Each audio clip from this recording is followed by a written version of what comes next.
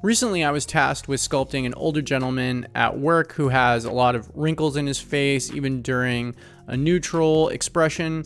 So this weekend, what I wanted to do was spend a little bit of time studying and deep diving into the main muscles that make up these facial wrinkles that I was trying to show in the neutral face.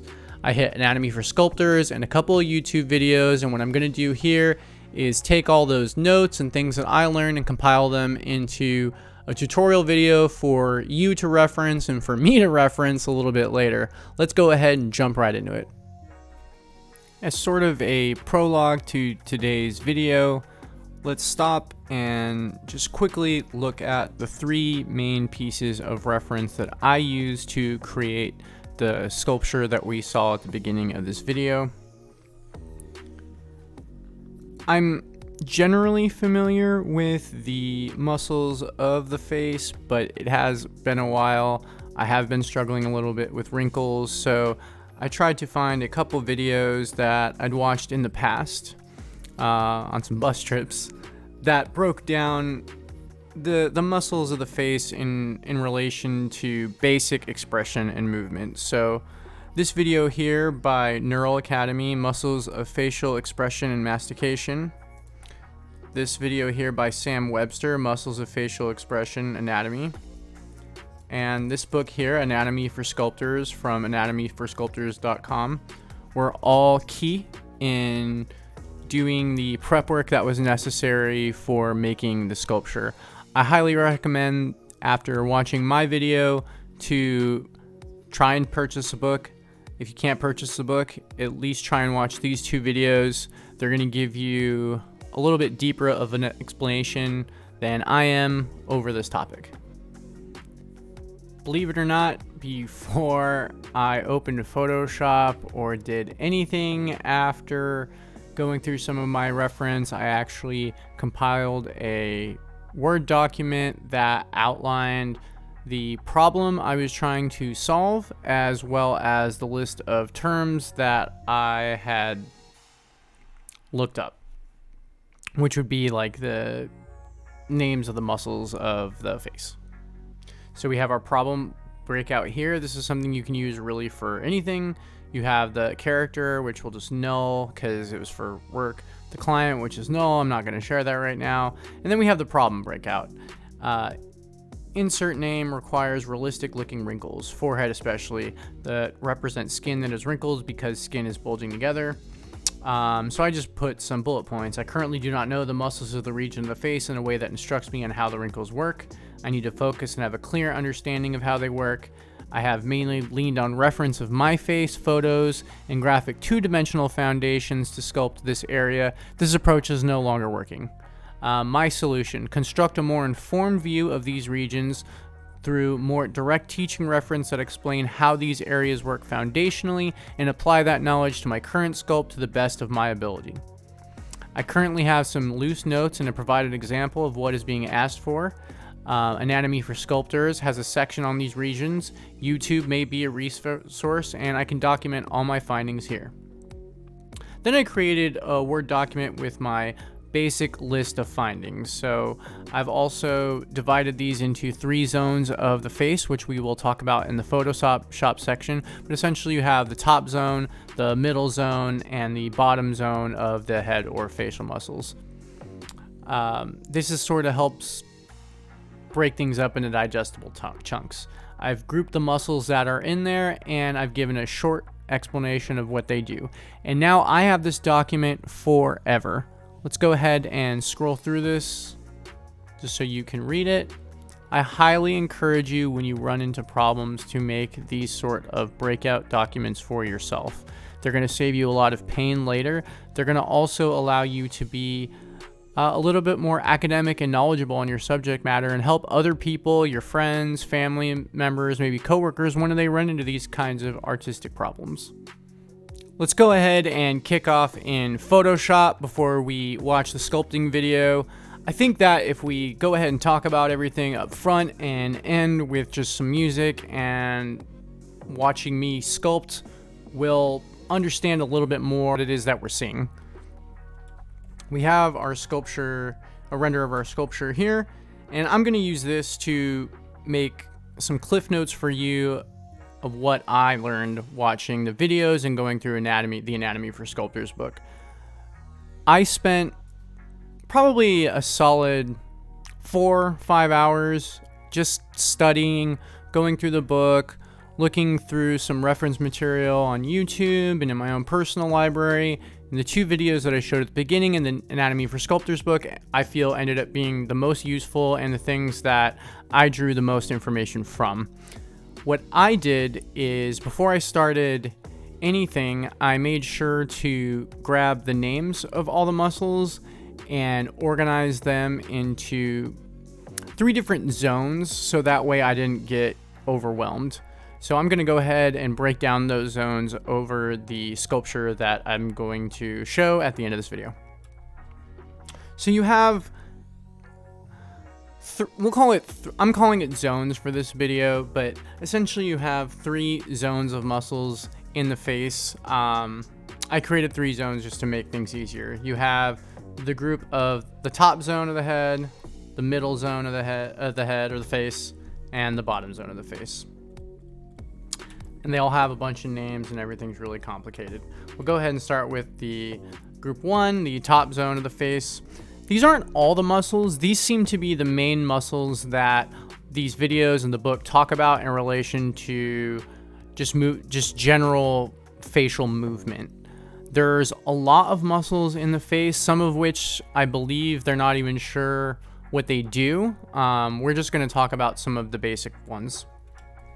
So in the top zone of the face, you have your frontalis, which is in your forehead, your depressor supercilii, which is right here over the, your brow ridge, your corrugator supercilii, your procerus, your corrugator, and let's see what else you got. You got your orbicularis occilii. Let's go ahead and look at the middle zone of the face. So here we start getting into the muscles that control smiling, opening your mouth, and making snarls. So for instance, you have your snarl muscle.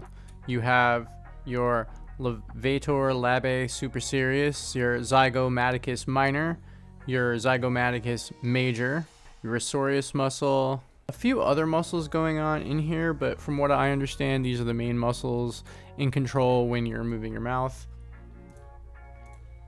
Lastly, you get into the bottom zone of the face, which is primarily, the sphincter muscle around your mouth and the muscles in your chin right here. You'll see sometimes people get wrinkles in like their chin or that butt chin. It's because there's actually muscles in there that are going over there. Those muscles consist of your mentalis, which is this muscle right here.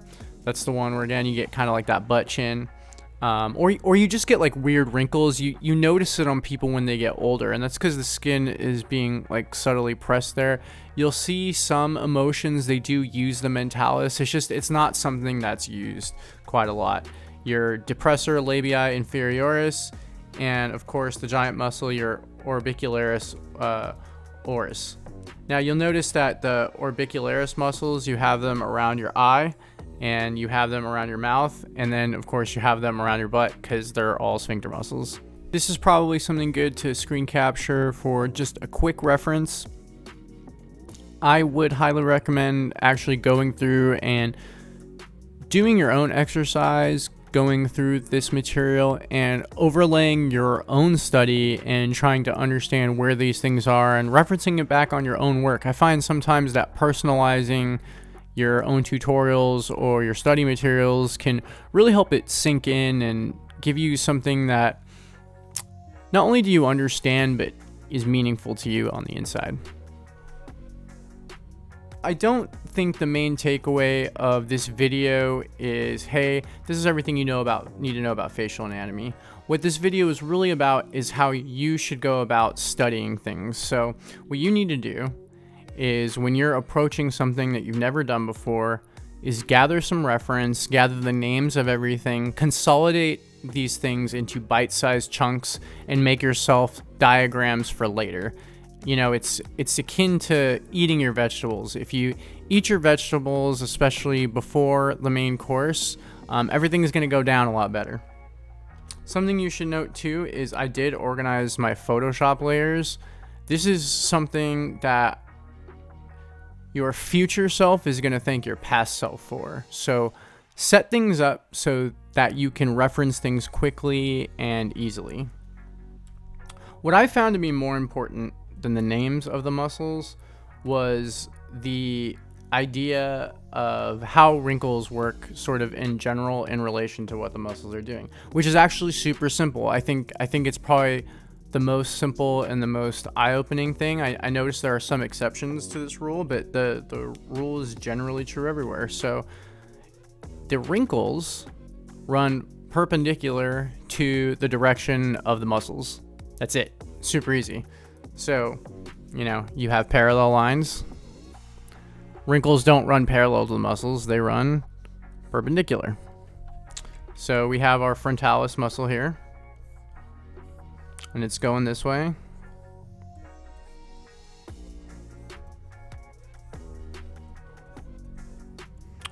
And the wrinkles are going to go perpendicular to the way those muscles are set up.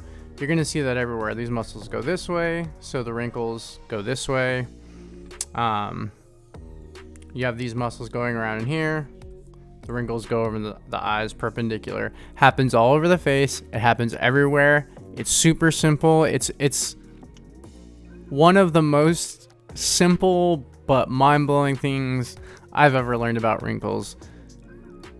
What you want to do is go through, see which zones of the face are impacted by what wrinkles, and then figure out, okay, if this is going this way, then this should be running perpendicular this way. It usually is. Bada boom, bada bing, you're done. Another thing you should know is that wrinkles are not just lines carved into the face. They're the product of skin being squished together and the product of skin bulging. If you find yourself carving in lines at any point, you're not fully representing what's happening on the skin, and that's why I'm sure you've observed, you go, man, I carved this line in, but it doesn't look quite the same as this artist that I really like when they carve in wrinkles. And the difference is they're sort of accounting for the form in that bulge, even though it doesn't look like that. They might be doing it in a single brush stroke. It's there, and as long as it's present, it's going to look correct. Try and do an example.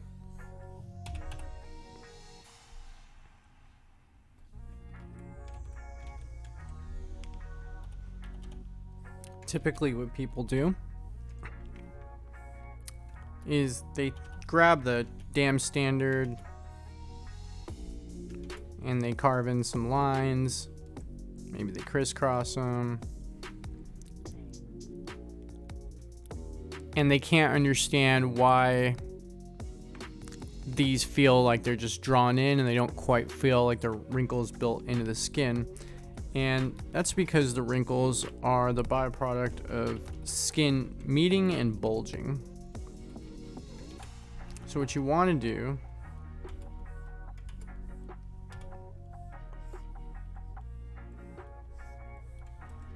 is try to represent that. So let's get some wrinkles in here.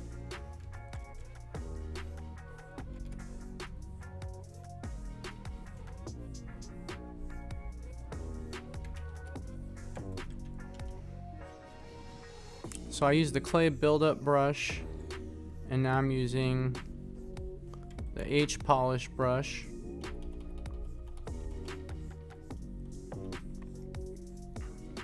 And I'm just sort of feathering these wrinkles in.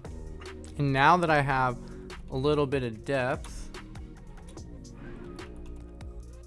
I can lightly start punching in a bit more with the trim dynamic brush, or the dam standard brush.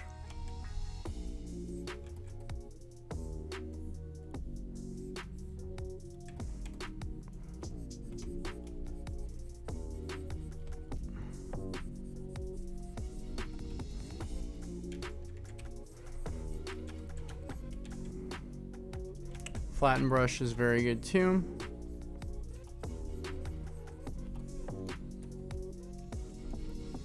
And these start feeling better. You'll notice they also break silhouette. Wrinkles, this is true of drapery as well. Wrinkles typically break silhouette. They're peaks and valleys in skin. So if you carve in just a line, especially a really thin line,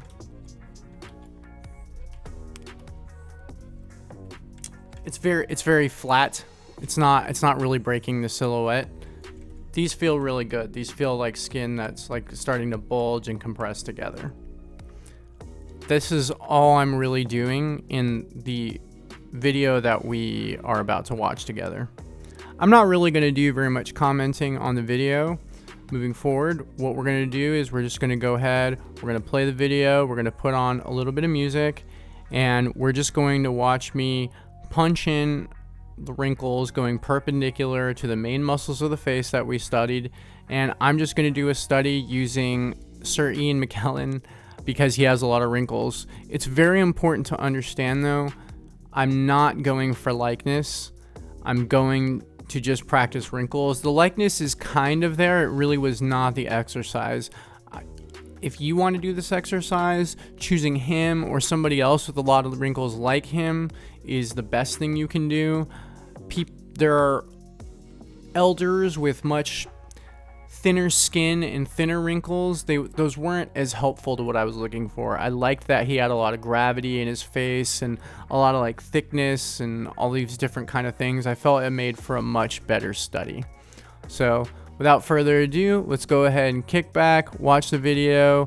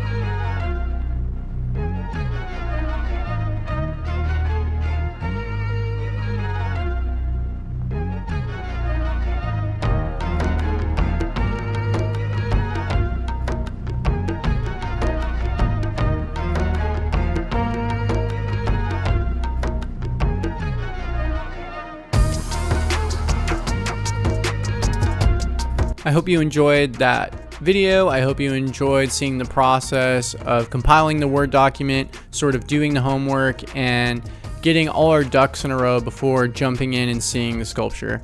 If you like this video, hit the like button, subscribe if you're not subscribed to the channel, and share everything with your friends. Until next time, peace.